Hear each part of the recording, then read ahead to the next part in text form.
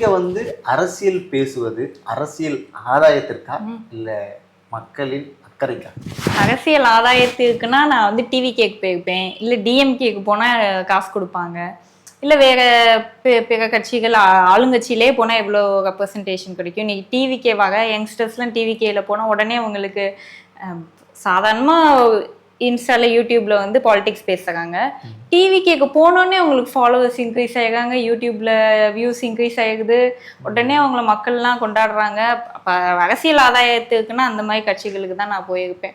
ஆனால் இது வரைக்குமே ஜெயிக்காத ஒரு கட்சி நாம் தமிழர் கட்சியில் வந்திருக்கேன் அப்படின்னா அது சமூக பொறுப்புக்காக தான் நான் வந்திருக்கேன். அதாவது பொதுவாக இந்த உட்கட்சி பூசல், இன்டர்னல் பாலிடிக்ஸ் சொல்லுவாங்க. வெளியே பாலிடிக்ஸோட கட்சிக்குள்ள ஏகப்பட்ட பாலிடிக்ஸ் இருக்கும், நிறைய கட்சியில் இருக்கும். ஆனால் நாம் தமிழர் கட்சியில் அந்த விஷயம் கிடையாது. நீங்கள் கட்சிக்காக சின்ன விஷயம் ஏதாவது சின்னதாக ஏதாவது கான்ட்ரிபியூட் பண்ணாலே கட்சி தலைமை வரைக்கும் அது போய் சேரும்.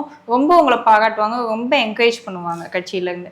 அந்த அளவுக்கு தான் நான் ஆரம்ப காலத்தில் காணொலிகள்லாம் நிறையா போட்டேன். தொடர்ந்து கட்சியோட பாசிட்டிவ்ஸ்லாம் நிறையா போட்டேன். அதுக்கான ரெகக்னிஷன் எனக்கு கிடைச்சிச்சு.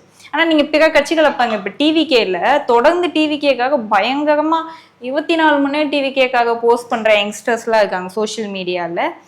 நிறைய சகோதரர்கள் இருக்காங்க. அவங்களுக்குலாம் கட்சி ரெப்ரசன்டேஷன் கொடுத்துருக்கா, கூப்பிட்டு ஏதாவது மேடையில் சான்ஸ் கொடுத்துருக்கா பேச கிடையவே கிடையாது. அவங்க கடைசி வரைக்கும் விர்ச்சுவல் வேரியராக தான் இருக்காங்க. கல வேரியராக ஒரு இப்போ ஸ்டார் பேச்சாளராலாம் அவங்களுக்கு வாய்ப்பு கொடுக்கறதே இல்லை. ஆனால் நாம் தமிழர் கட்சியில் நீங்கள் ஒன்ஸ் உங்களோட திறமையை ப்ரூவ் பண்ணிட்டீங்க அப்படின்னா கட்சி ஏகப்பட்ட வாய்ப்புகள்லாம் அள்ளி வீசும் அப்படின்னு நான் சொல்லுவேன். அவ்வளோ வாய்ப்பு கொடுக்கும். எனக்கு பெண்ணா இருந்தது டிஸ்அட்வான்டேஜ்லாம் இல்லை, ப்ளஸ் தான். பெண்ணா இருக்கிறனால ரொம்ப என்கரேஜ் பண்ணுவாங்க கட்சியில் பெண்கள் அரசியல்.